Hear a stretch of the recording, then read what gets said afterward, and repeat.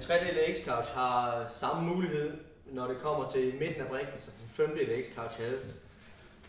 Og det er det, at der sidder en låsemekanisme ud til den ene side, kan styres med en hånd, og så bagefter har vi mulighed for at åbne briksen op, så den ligger sådan her. Godt til de patienter, som har brug for at ligge i den her stilling, fordi de finder ro for deres smerter, i stedet for at skal ned og ligge fladt på en briks, eller vi skal have stoppet puder ind under dem. Også rart for os at arbejde med vores patienter i en stilling, hvor de er lejret, så de får færrest mulige smerter selvfølgelig. Det kan også være de patienter, som kommer ind kyfoseret, foroverbøjet, hvor vi typisk har lagt førnævnte pude ind under, få dem op og ligge her, og så langsomt kan man få dem arbejdet ned igen, mens de ikke behøver at flytte sig, og mens jeg ikke behøver en masse ekstra arbejde som terapeut.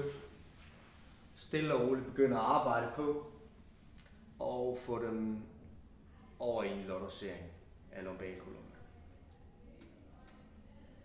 Så masser af muligheder med midterfunktionen her.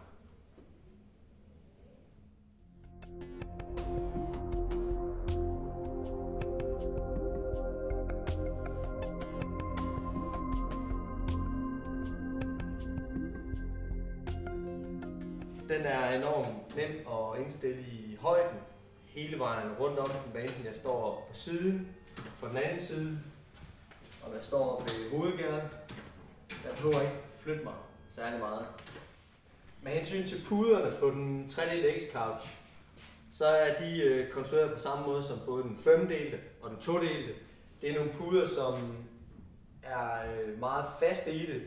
Det vil sige, det er rart for patienten at ligge på, og det er særdeles rart for mig som behandler, og kan mærke, at det er patienten, jeg arbejder med, og det er ikke puderne eller briksen, jeg skal arbejde med. Samtidig er den utrolig mobil.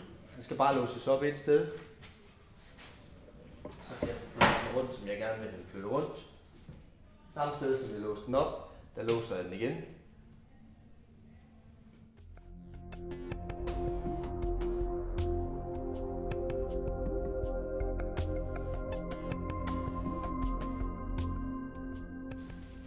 Funktionerne omkring hovedgærdet, meget simpelt, lige til.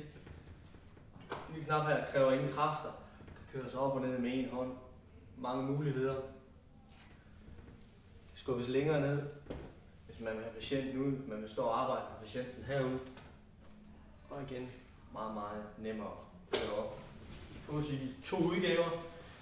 En elektrisk, som jeg har her, og en hydraulisk udgave.